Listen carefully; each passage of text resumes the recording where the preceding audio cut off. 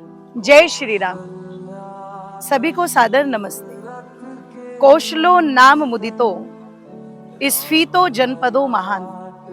महर्षि वाल्मीकि ने अपनी वाल्मीकि रामायण के अंदर कौशल नामक देश के अंदर जिस अयोध्या नाम की नगरी का वर्णन किया है, आज सौभाग्य से हम उसी अयोध्या नगरी के अंदर खड़े हैं। और जो मेरे पीछे आपको दिखाई दे रहा है, ये वही सरयू नदी का घाट है, जिस सरयू नदी का भगवान श्री रामचंद्र जी से गहरा संबंध रहा।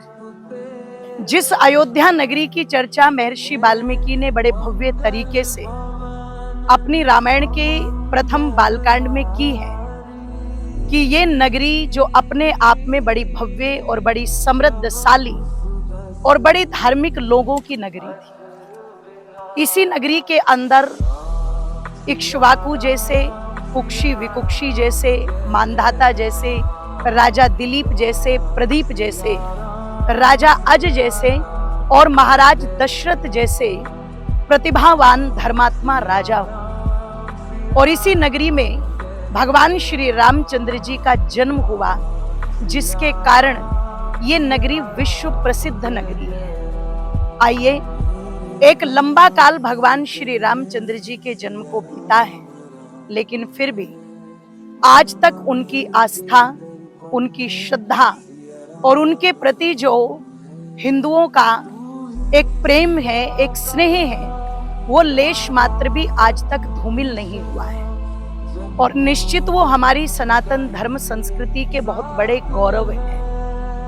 अच्छा लगता है ये देख करके कि जो आज भी उनके जन्म स्थान हैं, जो उनके कर्म स्थान हैं, जो उनकी तपस्थली है, लाखों लोगों का आना होता है।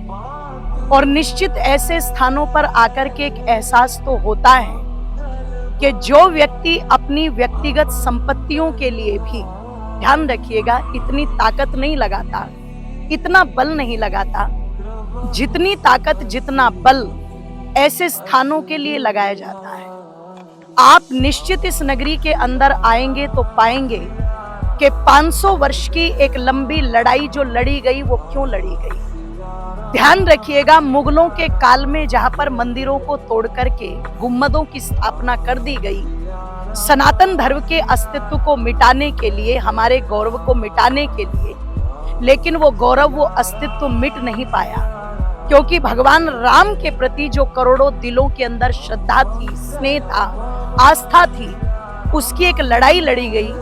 और वो इतनी लंबी लड़ाई लड़ी गई कि जिसमें लाखों लोग गोलियों से, यातनाओं से मृत्यु का ग्रास बन गए। पता नहीं कितने लोगों ने लाठियां खाई, कितने लोगों ने जुल्म सहे, लेकिन निरंतर ये लड़ाई जो चलती रही, इसका शुभ परिणाम ये निकला कि आज अयोध्या की इस पावन मंदिर पर भगवान श्री रामचंद्र जी के भव्य मंदिर की केवल स्थापना ही नहीं, अपितु निरंतर उसका निर्माण कार्य चल रहा है, जो वास्तव में अत्यंत दर्शनीय है।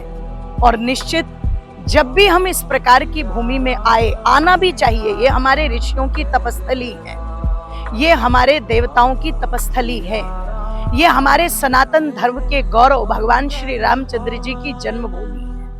तो निश्चित ऐसी तपस्थली में आना भी चाहिए। अगर आप आए तो ये सोच कर के ना आए कि हम वहां मनोरंजन के लिए जा रहे हैं या पिकनिक के लिए जा रहे हैं। निश्चित जब आप यहाँ के एक एक स्थान को देखेंगे, चाहे वो भगवान श्री रामचंद्र जी की जन्मभूमि पे नवनिर्मित मंदिर हो, चाहे वो कनक भवन हो, चाहे वो दशरथ महल हो, चाहे वो सरयू के अनेकों घाट हो, तो प्रत्येक स्थान से आपको कहीं ना कहीं उनके गुणों की, उनके चरित्र की सुगंधी जरूर आएगी। जब हम इसी सरयू के घाट की बात करते हैं तो कहा जाता है कि जब श्री राम मुनि विश्वामित्र जी के साथ में गए थे, तो प्रथम रात्रि इसी सरयू नदी के घाट पर उन्होंने व्यतीत की थी।